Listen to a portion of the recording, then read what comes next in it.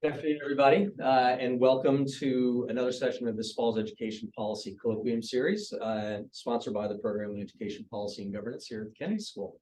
My name is Jim Heiser. I'm an academic visitor, and prior to this, I was Secretary of Education here in Massachusetts for 8 years under the Baker administration, and it's my pleasure to be working alongside Professor Paul Peterson as well as Professor Marty West at PEPG here at Harvard.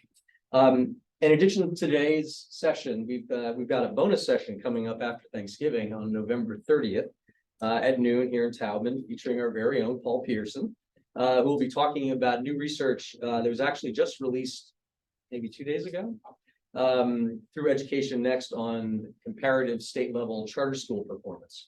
And this is the first time that there's been a study of overall achievement levels based on NAEP and adjusted for individual student background and characteristics. Which allows for a number of new and really important analyses and findings, and offers a lot of opportunity for follow-up questions and research. And since Massachusetts charters came out pretty well in that research, I recommend that you all go check it out on the Education Next website at your earliest convenience, and of course come back here on November 30th to hear Dr. Peterson. Today we're fortunate to have as our guest speaker Rocco Testani, partner with Eversheds-Sutherland in Atlanta, who co-heads the firm's global litigation and business commercial litigation practices, and who will be talking about his deep experience with litigation on educational equity and school funding adequacy. Massachusetts has been the site of two major education cases on these topics that have gone to our Supreme Judicial Court, or SJC, over the past 30 years. First was the McDuffie case, which was resolved through the adoption of our Education Reform Act in 1993, and then the Hancock case, which affirmed McDuffie in 2005, upholding the state's overall approach to school funding and accountability. Although the SJC generally rejected the so-called adequacy arguments presented by the plaintiffs in both cases, they probably did so only because of an environment of significant funding increases at the state level, which continues to this day.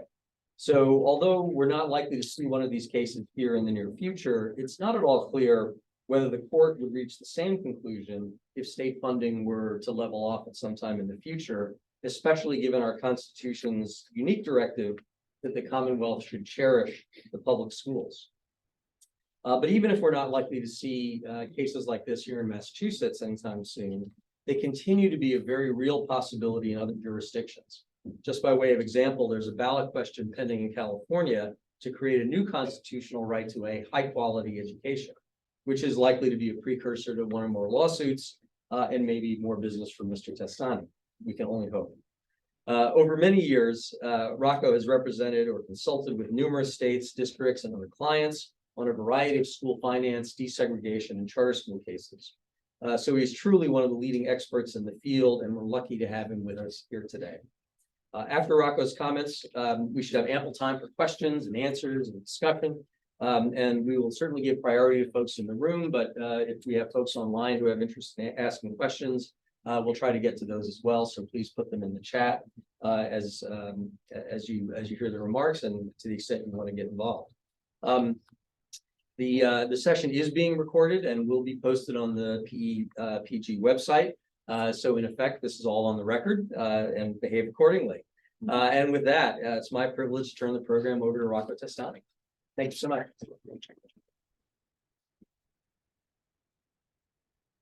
Thank you, Jim, and thank you, Paul, for having me again. And I'm glad to be back to talk about school funding, which is what this is really about, and it's about school funding and performance.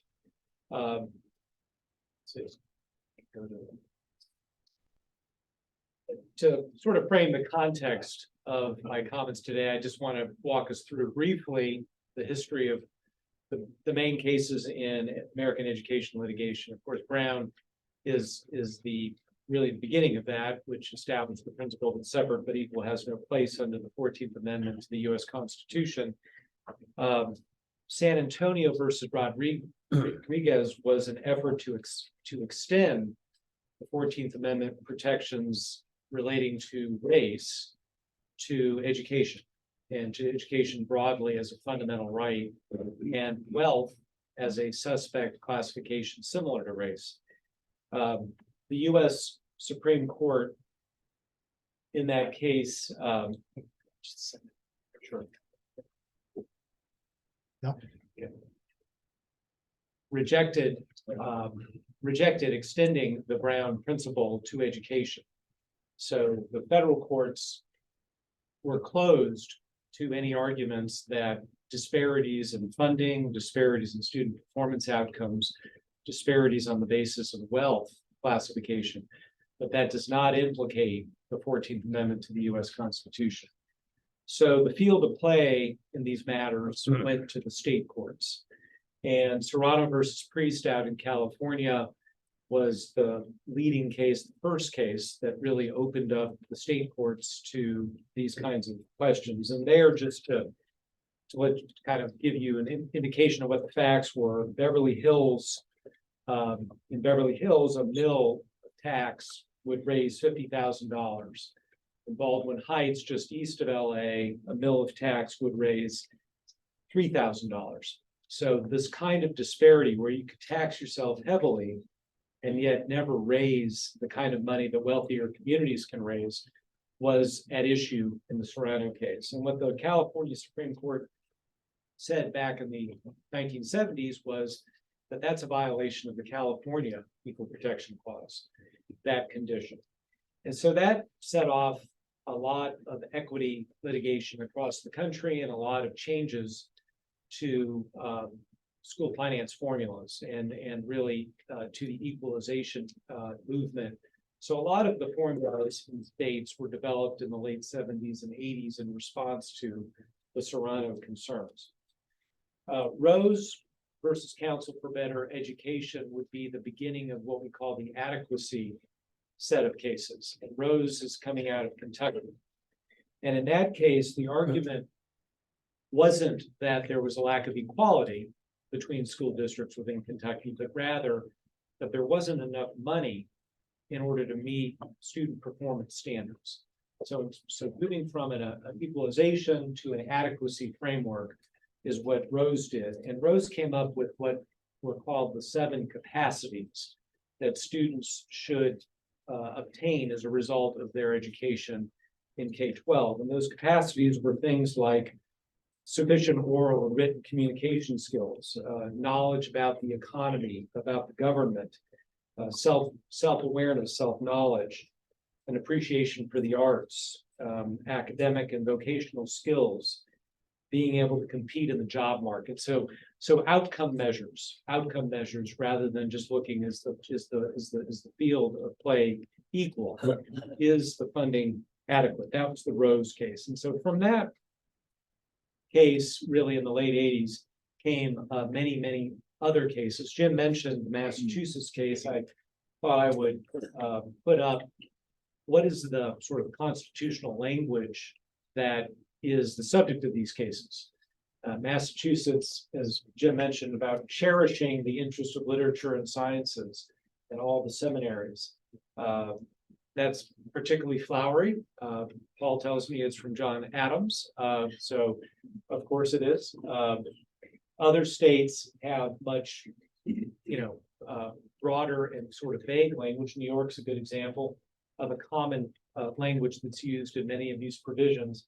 The legislature will provide for the maintenance and support of a system of free common schools. New Jersey and Pennsylvania, very similar language, maintenance and support of a thorough and efficient system. Florida is a little more detailed, and that's the result of a 1998 constitutional amendment there. Jim mentioned the efforts in California to impose a high quality standard there. Florida did that back in 1998, that there will be a high quality system, free public schools that will allow students to obtain a high quality education. And all of these states have had litigation under these provisions, and we were involved in New Jersey and in New York and in Florida in particular. What are the typical kinds of claims that are brought in these cases? The first item there is that funding is improperly dependent on school district wealth. That's kind of the equity cases that we touched on, Serrano. The next set of items would be that inadequate funding leads to low student performance outcomes. And that in turn looks to what resources are in the schools. What is the teacher quality, the teacher effectiveness measures that we have available in schools with low funding compared to schools with greater funding? How many years of experience do those teachers have? Do they have certification in the right area in the field? Do they have advanced degrees? Those are the kinds of things we look at. Class size. It's a big issue. It's also a big dollar issue. To lower class size significantly, you have to hire many more teachers, possibly have to build new facilities. So that's a big issue in these cases. What about the curricular and extracurricular offerings? How do those compare across the state, dependent on wealth? Do low-income schools have the benefit of advanced courses, international baccalaureate courses? Facility comparisons. How about the textbooks and the technology? Are those up to date? Those are the kinds of issues that get looked at. And then a big focus is this last item, which is how are the kids who are particularly in need, how are they doing in schools? Students with special needs, English language learners, low income. How are those students performing? And what do the plaintiffs in these cases ask for? Well, they ask for the court to issue a declaration that the schools are not satisfying the constitutional standard. And then what happens following that is a remedial phase. Courts will say to the legislature or to the state board or the governor, you've got to come up with a plan to remedy the constitutional violation. The defenses to these cases fall into a couple different categories, what I would call more the legal defenses and then sort of on the merits defenses. The legal ones are that these are questions that really are not suited for courts, that these are policy questions fundamentally, that there aren't, quote, right answers to these questions. There's a range of policies that could be chosen that courts do not have a particular capability or expertise on these issues that is any different than the elected branches of government. So therefore, these should not be decided by courts, but rather by the elected branches of government. That's one major set of defenses. Standing, do the plaintiffs, have they been injured? In fact, not in some theoretical way or maybe down the road way, but is there an immediate injury in fact? And then the question of what parties are ultimately responsible is another kind of legal defense, or all the parties that have an impact on student performance, are they there? The school district's there, for example. If the state gets sued, should the school districts be in the case? On the merits, the first one really would be, what is the burden of proof in the case? What should be the burden of proof in the case? Is it the normal burden of proof in a civil matter, preponderance of evidence, which is just a little bit more than 50% in terms of the weight on the scales of justice, or should it be higher than that when you're dealing with a case involving the executive branch of government or the legislative branch of government? Should it be a higher standard? Causation is probably the principal issue that gets litigated when these cases are tried. That is to say, what is the relationship between school resources and student outcomes? And that is the subject of course, intense debate in academic circles and policy circles. Certainly, it's a major debate in these cases as well. And then evidence about performance levels. So, we often look at, in most states now, we'll have these 4 levels of performance: above proficient, below proficient, well below proficient in terms of standards. And so what does it mean if 50% of the kids are not proficient? Is that an indicator of inadequacy? Is that an indicator that the Constitution has been violated? And what does that mean? And so putting that in context, Massachusetts, for example, where we are, is probably the highest performing state on the NAEP, the National Assessment Test, and yet the kids in Massachusetts are just a little bit over 50% proficient on NAEP. So what does it mean if a state is at 40%? Is that inadequate? Is that a violation of the Constitution when the best state in the country, is in the mid-50s? So those are the kinds of things that we explore in the the evidence in the cases. The experts that are brought to bear, and again, this is heavily expert-oriented presentations. Economists, school finance experts, statistical experts, policy experts on education matters. A lot of times the state will have in-house experts, the economists for the state or the research and measurement person of the state. What do we present? Both sides will present comparative analyses. We'll look at literature reviews, meta-analyses, applied analyses to the data in the case. So it's a very expert-oriented presentation. Kind of the big issues in the case are, what's, again, the effect of resources, money on student performance. How much is needed to meet the adequacy standard in the state? Is money the only driver here, or is it even the most important driver of student performance in a state? Are there other policy interventions or problems or issues or challenges that schools have that are standing in the way of higher performance or that lead to higher performance? And sort of how do we evaluate that? Another issue that's been, a big player is the second item here. What's the significance of the Common Core standards, or whatever the standard is that the state has adopted, their academic standards, and the tests that are aligned to those standards? Are those constitutional in nature? In other words, if you've got a set of standards you've adopted and you have tests that are aligned to those standards, if half the kids aren't proficient, is that an indicator that the state basically is acknowledging that there's a violation of some kind, that there's a problem here? And when you disaggregate the scores and you look at the English language learners, students with disabilities, and only 5 or 10% of the kids are meeting the standards, what then? Is that a constitutional issue? Because the state adopted these standards after all, and they're the ones that said this is what's needed, and most kids aren't meeting them. So what does that mean to a state? Budget constraints. This is an issue that comes into the presentation as well. So we know in most states that K-12 is 30 to 35% of the state budget. Medicaid is about the same. That leaves the balance in the state budget for roads, for prisons, for libraries, for colleges and universities, oftentimes they're separate from K-12.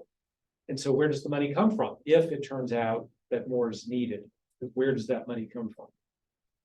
And then you can see very quickly getting into separation of powers issues, like, the power of the purse, who gets to decide tax policy, who gets to decide whether we fund other programs as opposed to K-12.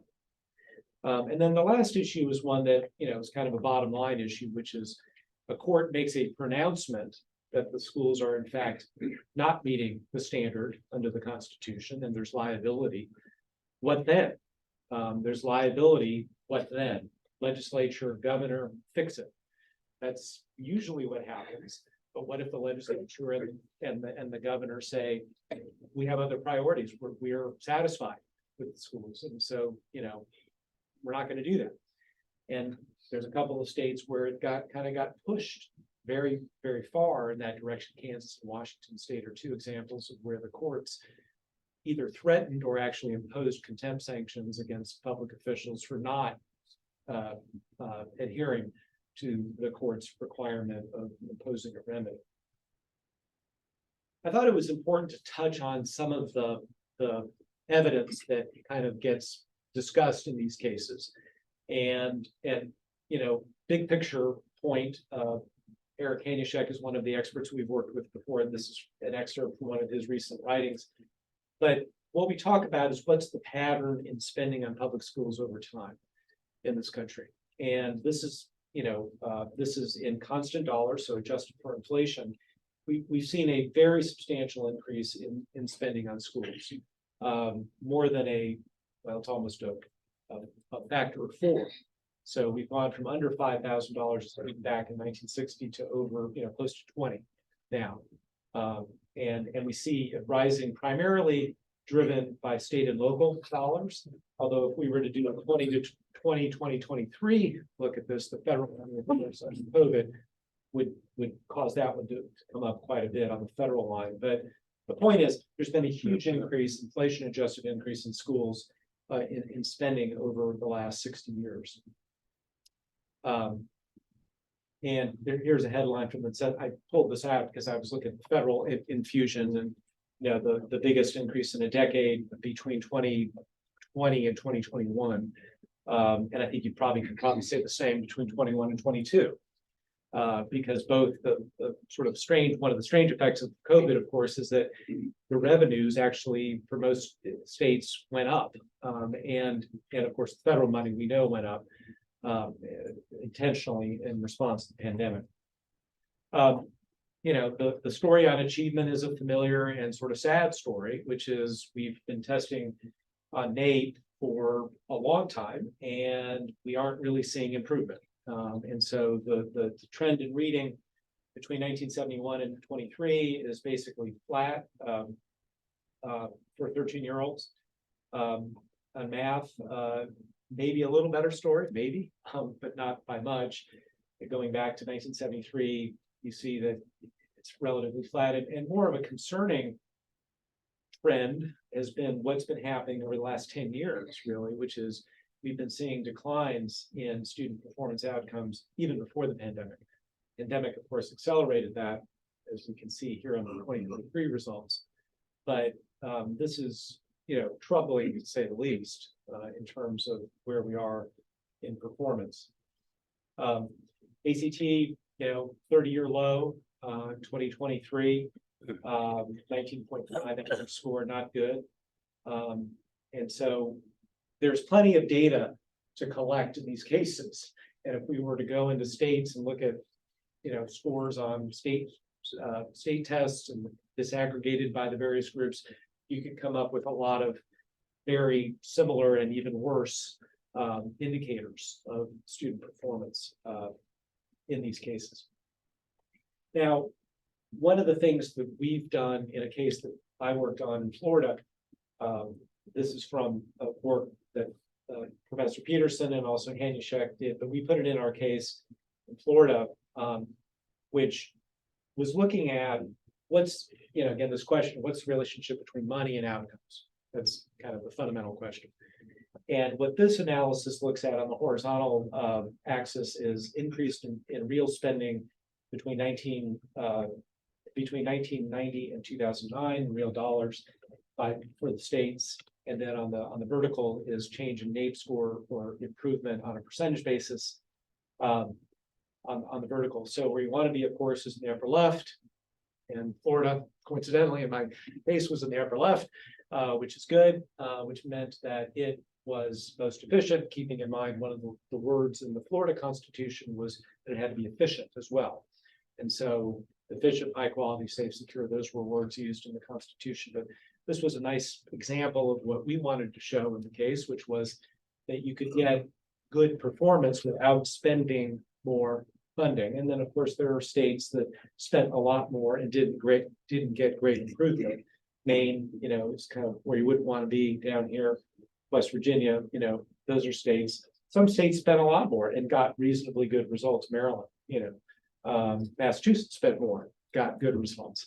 The point is, we're trying to break this chain that there's this kind of linear thing. You spend more money, you get better outcome. And I think what we tried to show here is, well, not really, from experience states. This is a recent thing, Marty West, in a publication he put out on Education Next. What I thought was interesting about this is looking at remote instruction during the pandemic on the horizontal, which is the further you go to the right, that's the higher percentage of remote instruction during the 21-22 school year. On the vertical axis, this is a change in NAEP math 8th grade between 2019 and 2022. So taking into account the pandemic period. And what it shows in general, if you look at basically the line, the trend line, is that more remote instruction, that children experience the greater the loss on the test scores during 2019 to 2022, whereas the more in-person, the less of a loss. And it's not a great story any way around, but it does. And the reason I put this up is that when we talk about school policies, are there policies other than funding that can bear on performance outcomes? And of course, this is a very timely and clear-cut example of that, which is there are things that happen in schools, outside of schools, in the broader policy environment that can have an effect on performance outcomes. And this is a stark reminder of that. There's been in the last, I'd say 10 years, research that's become very influential in what I'd say would be the plaintiff side of these cases, sort of making the argument that actually money has a tremendous impact on student performance outcomes. Two of those principal research pieces would be the Jackson-Johnson piece, Carabo-Jackson, Rucker-Johnson's piece in 2016, and the Lafortune-Rothstein in 2018.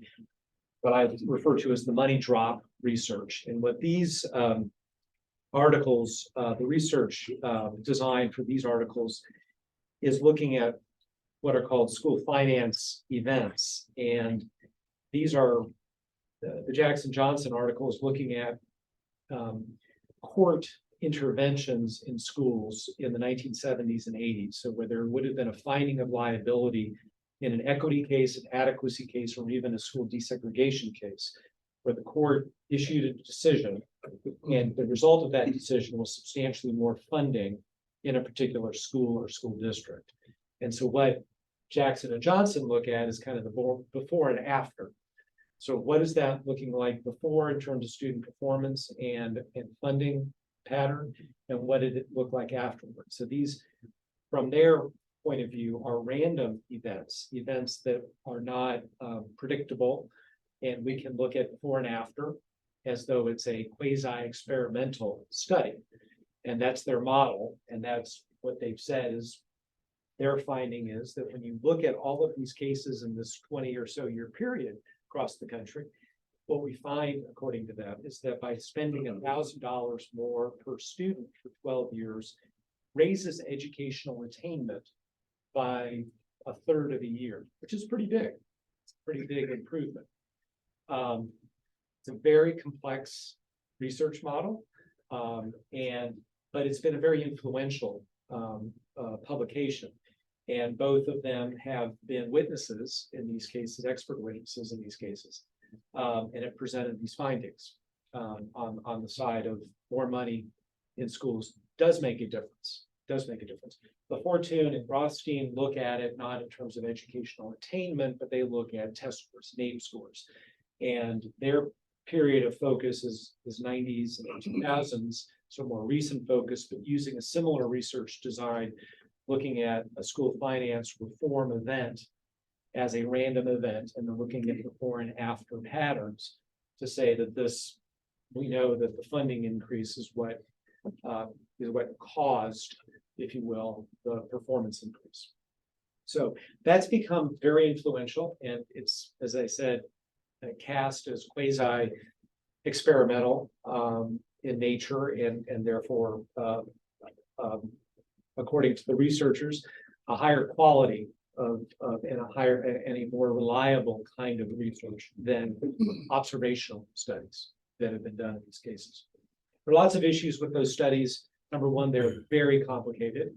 The models and the data themselves are extremely difficult to follow, at least from the standpoint of someone like me who knows a little bit about this, not as well as they do, but it's hard to follow exactly what was done. It's very complicated. It's difficult to explain to a judge who is a lay person on these matters, at least. And so that, I think, is a deficit of this kind of research, is because it's difficult to follow and understand what was done. And but that is an issue. Exogenous, endogenous is a criticism. This is this idea that can you really identify the event, the school finance reform event, as the event that is the causal factor? Or are there other things that are happening outside of the event that has an effect on student performance, policy changes that might have been occurring simultaneously with the court action? And maybe that is what's causing or is contributing to the change in performance that we're seeing. So there are issues with this, and again, I think the biggest challenge with this is that they're complex. They're very complex. As I say, experience versus complex statistical models. This is criticism by me, which is to say, look, Judge, we spent a lot of money in schools. We're flat on performance any way you look at it, and that's my case. And so, is that by experience at scale? How does that compare as a piece of evidence compared to this very complicated statistical model that you've shown when we know this other stuff? So these are the debates that happen in these cases. Couple of recent cases, certainly, the Florida Supreme Court in 2019, the Citizens for Strong Schools case, probably the most recent state Supreme Court decision in these matters, finding in favor of the state, ultimately after a trial that these ended up, after all, being policy questions that could not and should not be decided by a court. Pennsylvania is a recently completed case. It was tried in 2021, and the state lost the case, and a remedy was ordered. I understand that the state has not appealed that following a change in the legislature composition in the 2022 election. So the trial court decision is the final word in that case in Pennsylvania. So Minnesota's a pending case that's really focused on race and poverty concentrations in schools as opposed to money. That's an ongoing case right now. So those are my set comments, and I'm glad to follow your lead, Jim. Great. The program. Terrific. Thank you. You can stay up there or sit down, wherever you want to be is most comfortable. Why don't I kick it off with a question and then open it up to the floor for anyone who wants to ask our guest anything that's on your mind. One thing that's, there's all that research that's obviously been done, over the course of a long period of time. Although at some level, it feels like it's a necessary part of any litigation, but not necessarily something that ends up being dispositive, meaning that I guess you would say, all things being equal, that people who are directly participating in the education system and its direct constituencies and beneficiaries would probably always say, well, more money is better than less. But it's hard to dispute the fact that in terms of measurable student outcomes, that even if it's positive, it's not really that positive, and it's very uneven and unpredictable. And if you were thinking about it from a return on investment, it's hard to say that outcomes would continue to be, or continue on a straight line path, or even a exponential path to improve the more money you put in the system. So it seems to me that these things kind of come down to an evaluation of good faith effort on the part of policymakers to do something reasonable in terms of finance, but also reasonable in terms of policy and program, so that they're kind of trying their best to make things better, even if you can never achieve, let alone define what adequacy actually means. Anyway, I guess my question is do these things tend to boil down to that question about whether the justices tend to view the policymakers as making a good faith effort to make things better and to provide reasonable resources, and that the adequacy argument itself is kind of like an unreachable ideal? I would say that it's very important in terms of the evidence that's presented in these cases, that the court is comfortable with policymakers, putting aside the expert testimony, but policymakers, the commissioners of education or the school superintendent or other elected officials that come into these cases, that there's a demonstrated commitment to public education. That becomes very important. And although we talked about Serrano at the beginning, Serrano is very much alive in these adequacy cases, because if there's any view that, or if the facts are low performing, low income, particularly school districts, are not getting their fair share of money, that goes a long way to coloring the way in which a court looks at a case.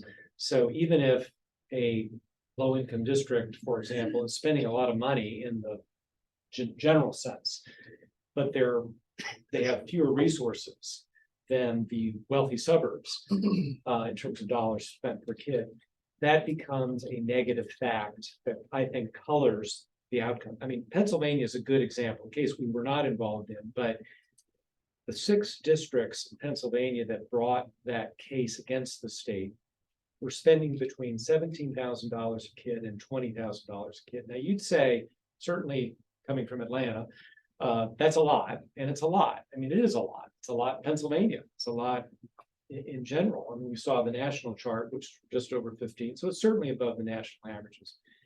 But the thing is, you know, the highfalutin Philadelphia suburbs and Pittsburgh suburbs were spending in the 20s. And so, and those student bodies were, you know, upper middle class students. So they didn't have the same need level that the students in these poor, either rural poor or small city poor districts had. And so I think the idea that you're doing what you can as a state official, as an elected official, to be fair in the distribution of the resources is a critical component of how the courts view these cases. Because yes, the law of diminishing returns has not been banished in school adequacy litigation. It's real. And the question is, how much is enough? And pouring more money into a system that's either working well or not working well, is it going to change it in a substantial way? Not unless you make other changes. I think that's for sure. But Pennsylvania is a good case study of that. And a lot of the northeastern states have this issue with very small school districts that are very oriented to the local neighborhood or community that taxes itself at a very high level to get the benefit, as they see it as a community, to spend a lot of money on the schools. And so you have these big disparities in spending between the suburbs and the inner city, not so much in the big county systems in the South, where they're big. You know, Florida, I mean, you know, you're talking about districts, even small districts for 50,000 kids, you know, and they go up to Miami-Dade, 350,000 kids. And so there you have a much broader range and much smaller differences between districts in terms of spending. I think that comes into play in these cases. Yeah, and just quickly on the property tax part of that, have there been cases? I mean, I know there have been some cases that have tested the sort of validity or constitutional validity of property taxes as a means of substantial funding of public schools, exactly because of this reason that it creates disparities between communities based on wealth. Is that sort of, has that been tested? Is that something that is likely to be tested in the future?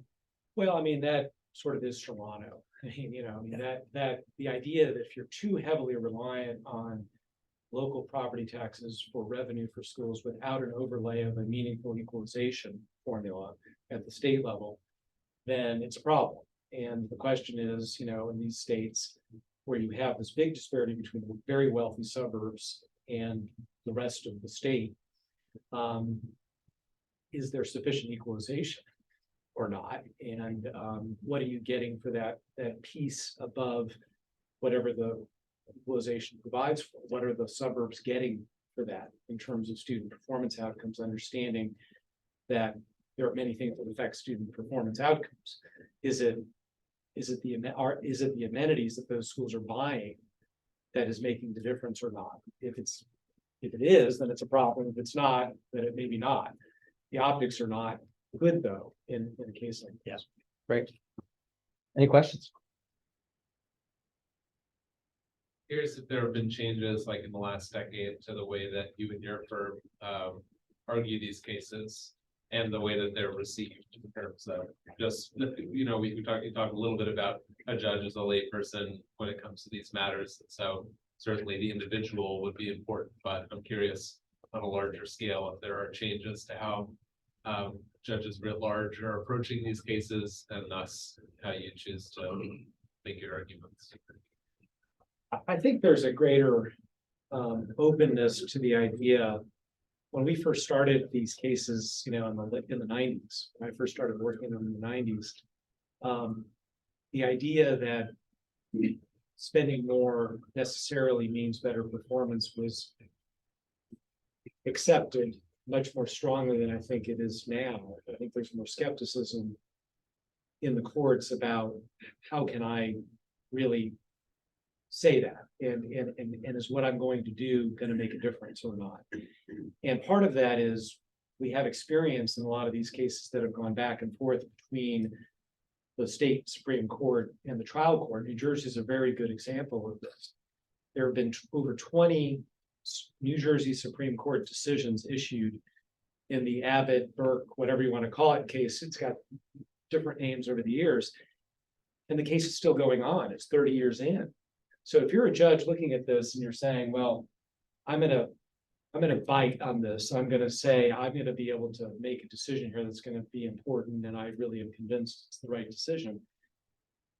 Having now the experience of these states where it's gone back and forth, back and forth, and back and forth, and there's not a lot that is there to show for it.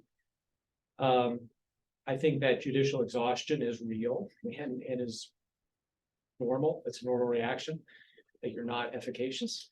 So that's one thing. The other is we have, in terms of how we approach these cases, I think it's important to simplify the presentation and to focus less on, which is ironic when we talk about now what the other side is doing in terms of coming up with these complex statistical models to try to prove that money does make a big difference, is to look at sort of comparative case studies. Here's a district that's performing at a high level that has a similar student composition to this district over here. Why is that?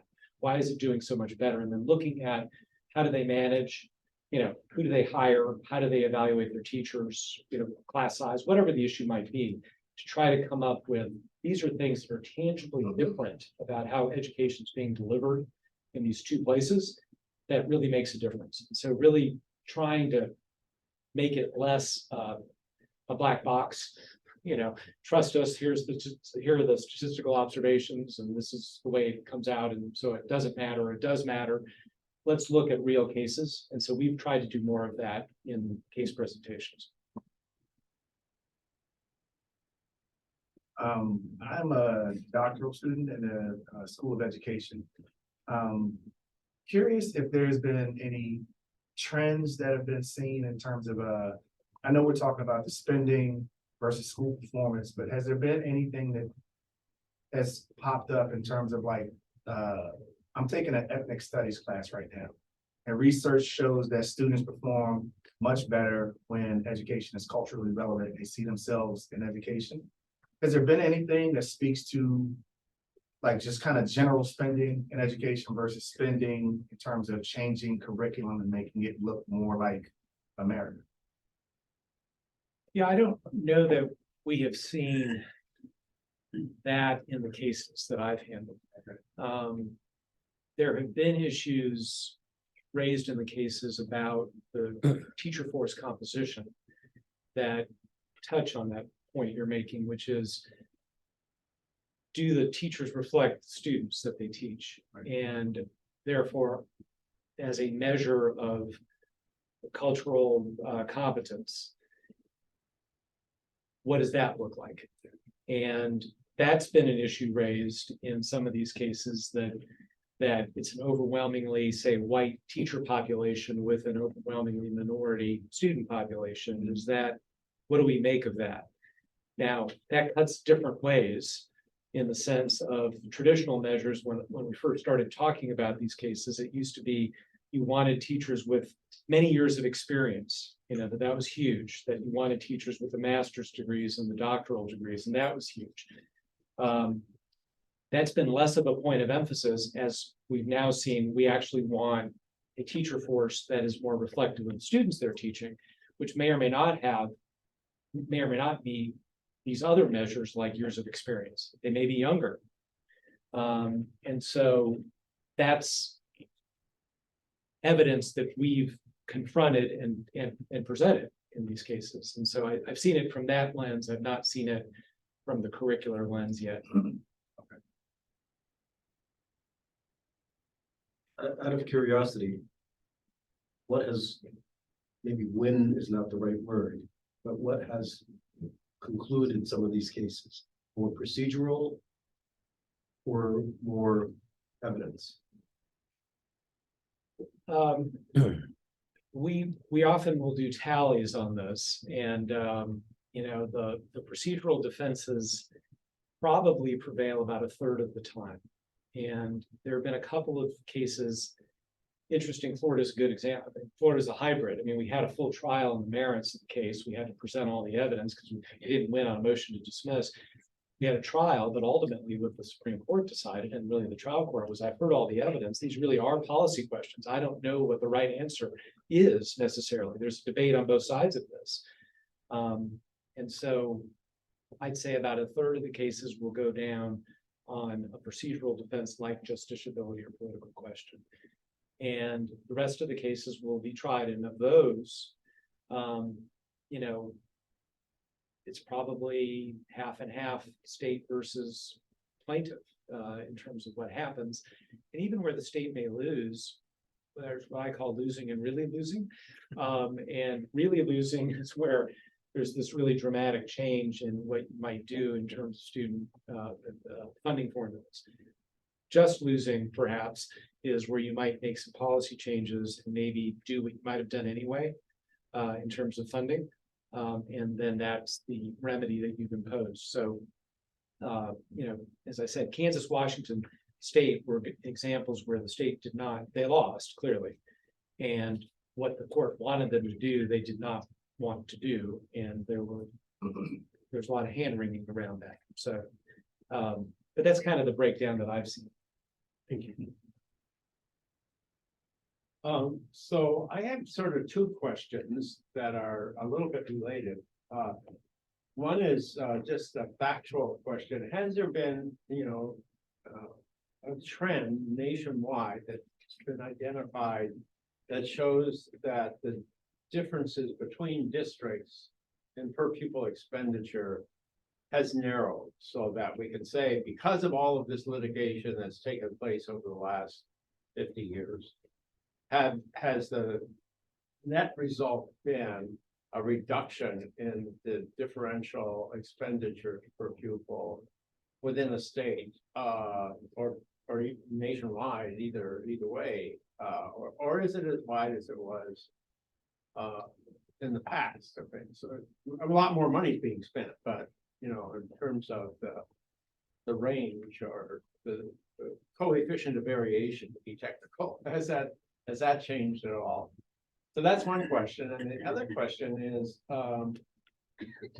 is there more variation in student spending and per pupil spending within a district than there is between districts?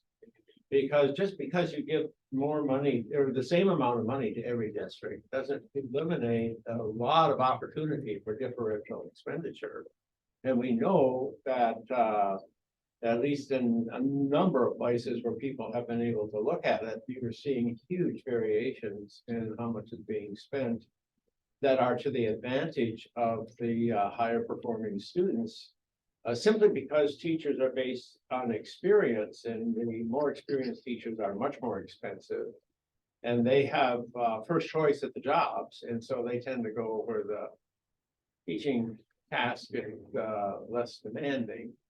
And so you often get the lowest income, most disadvantaged students encountering the cheapest, least experienced teachers.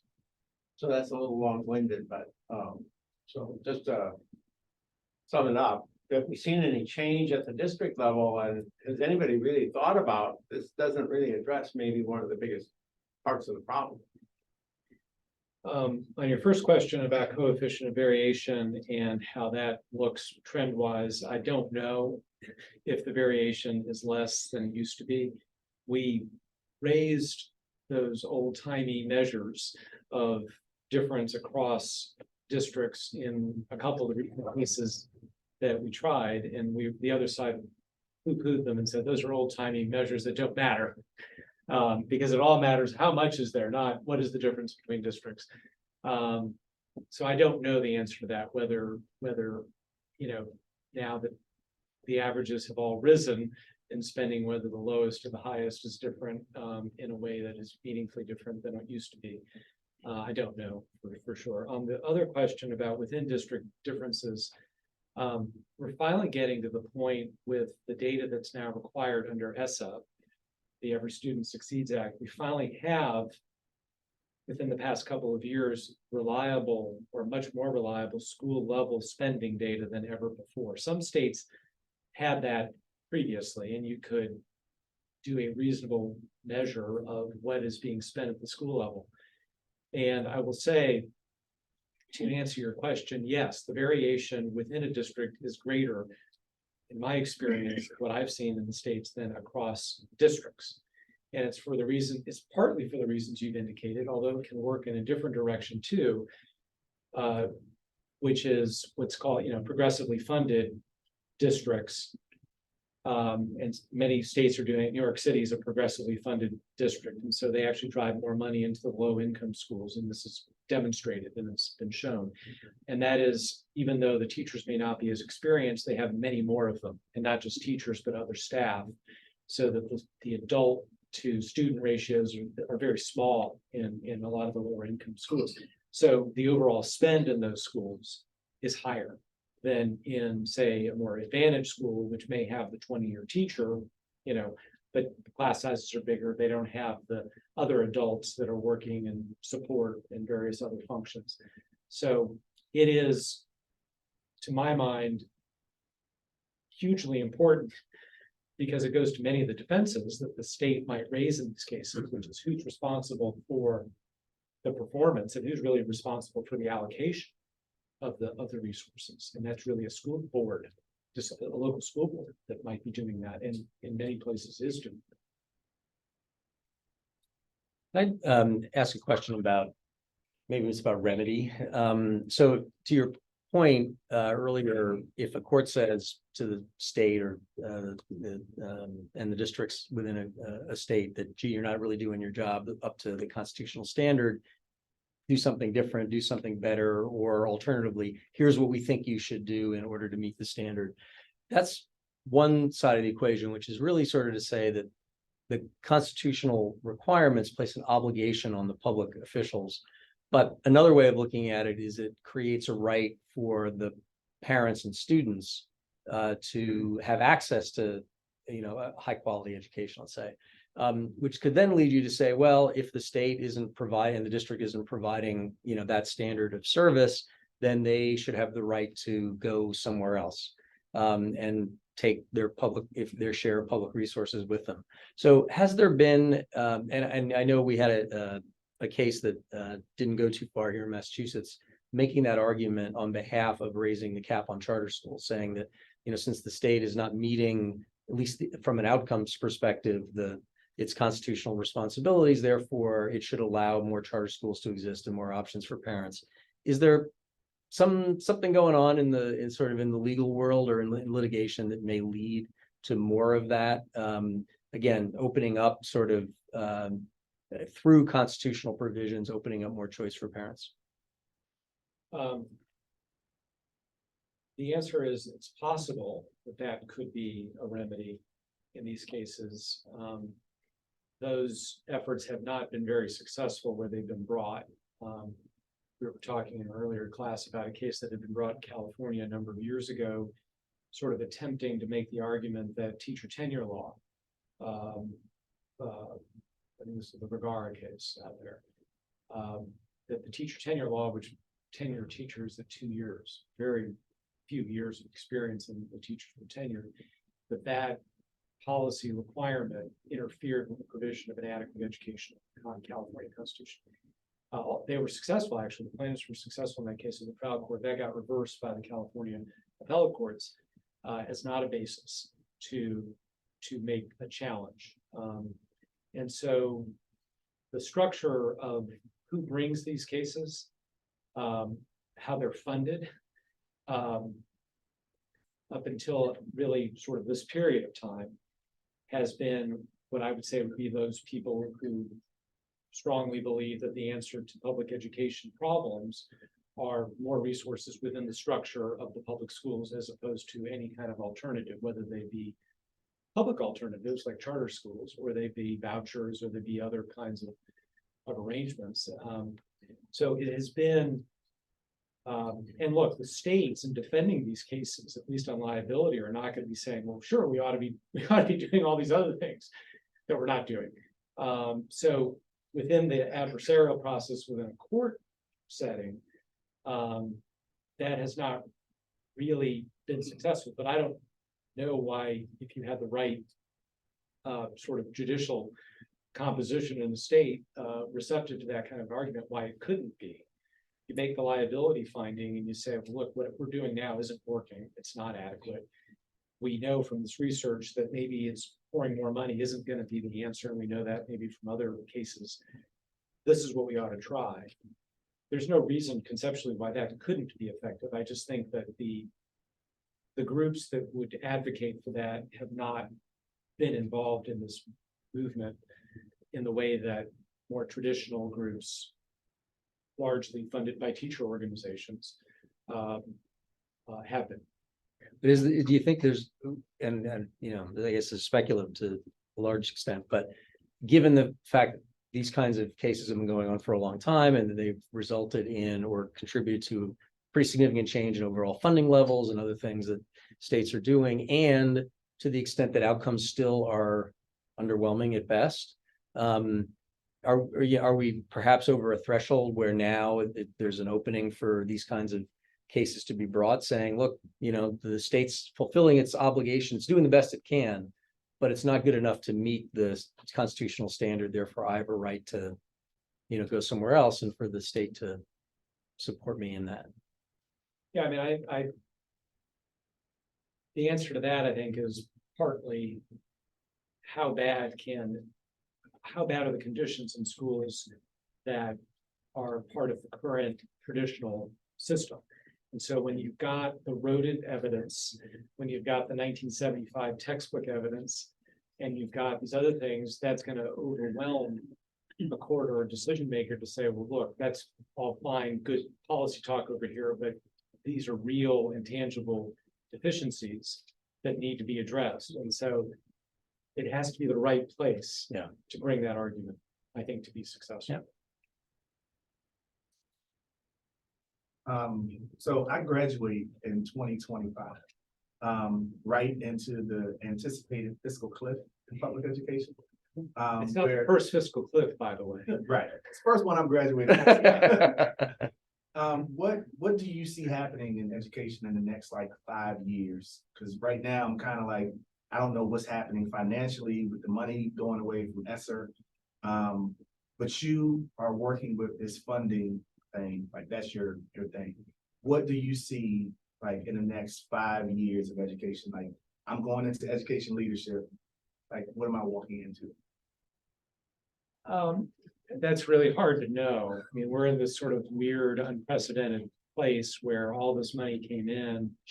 To a large extent, there wasn't the ability to spend it all because of the programmatic requirements and things that take longer to do. Look, I think the trend chart that I showed you, there was one dip, and it was the last fiscal problem we had, which was the 2008 recession. In that one chart showing the trend. The trends are we're spending more and more money on public education. I don't see that stopping.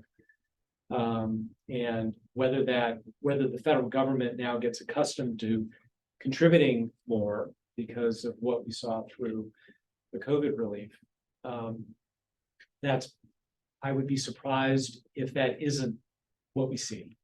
I would think we're going to see an elevated federal role in public education and support of public education. We see that in the nationalizing of debates over all kinds of things, programmatic things, right?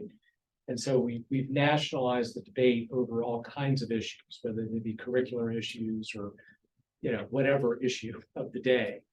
And I think by nationalizing the issues, we're going to see that accompanying that as well. We have a stake in that because we fund a lot of it. And so I'd be surprised if we went back. I had a chart, I didn't use it here, but that COVID relief money and what it did for the federal line from 20 to 23 is really something. It was like this, flat, and it's like this. I think in the tradition of government spending, it's unlikely that we're going to see that go back to a flat, go back down significantly and not be there. And from a state and local perspective, schools, public schools are still a very popular issue across, I mean, the vast majority go to public school. If students go to public schools, we talk a lot about vouchers, we talk about scholarship programs. It's a blip on the radar screen, even in the states that have the most fulsome of these programs. It's a blip on the radar screen. So, and in most of our communities in rural America, the school system is the largest employer and is the best paying job in a community. It's the most stable job. It's the best way out of poverty in these communities is to work in the school system. So there's a tremendous political support for public education in this country, despite all that we hear in the media. I don't see us changing the structure fundamentally. And I think money will continue to flow into schools. I think the trends will be higher as they have been for 60 years. And through all kinds of controversies, that have occurred in that period of time. And we're living in a controversial time now, of course, but I don't see it. I mean, that's my take on it, as I see it. We've got a question in the chat. Yeah. Michael? So Joseph Esposito, who's attending online, asks if money is adequate as it is in Massachusetts, but outcomes are flat or worsening in the past 10 years, then what is the determination of a court if not more money? Yeah, I mean, this is the $64,000 question. I mean, or the $1 billion, whatever you want to say, question. It's that's the reason why some courts have given up on these kinds of cases. And there's a couple of examples. Alabama is one where they had an adequacy case. There was a finding of liability. There were a number of years of remedy. There was a changeover in the state Supreme Court because it's elected. And they said, finally, we should never have gotten into this, and so that's a hard question. And the answer is, the truth is, of course, it's more than money. You can dump a bunch of money into a terrible system, and of course, it's not going to produce good results. And so the question is, what are the features of what is an effective system? And so, a court looking at this in any kind of a critical way would, of course, come to the conclusion that there's more to this than meets the eye.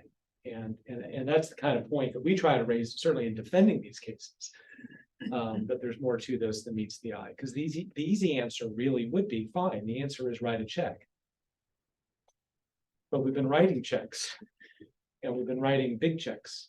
And unfortunately, the outcome is the outcome. And so I think courts are becoming more aware of the limits of their authority, the limits of what they can accomplish. And looking at alternatives that Jim mentioned here, perhaps, or other kinds of improvements in structures that would not be choice and would not be other kinds of options, but rather perhaps policies around teacher recruitment, training, retention, alternatives. So there's lots of things that are possible, but I think the question is well taken, and the answer is, I don't really have an answer to that. So unless somebody else has a question, I have a sort of a little bit of a outside the ballpark kind of question here. Has this idea of adequacy ever been applied to any other area of state policy? Like, we don't have an adequate transportation system, the prison system's not adequate, the higher educational system's not adequate, the sanitation system's not adequate. You could, in principle, just sort of say, shouldn't the courts decide what we need is adequate in just about any domain out there, or maybe not. Maybe there's something special about education. Well, the technical and easy answer to the question is that there isn't a provision in state constitution speaking about the sanitation system. And so the hook for the courts to get involved in this are those provisions we've talked about, the educational articles that are in the state constitutions that's the basis for the court decisions. Now, having said that, I have followed with some interest a recent decision out of a trial court in Montana that the Montana Constitution speaks about a healthy and clean environment. There's a right to a healthy and clean environment, and so plaintiffs in Montana said that's judicially enforceable, and that means that the Montana system of environmental protection is that they complained about what the EPD was doing and said that that's a violation of the Montana Constitution. The trial court went along with that. That's on appeal to the Montana Supreme Court. We'll see what happens, but the answer is there's this provision, and that's the hook that the courts have focused on.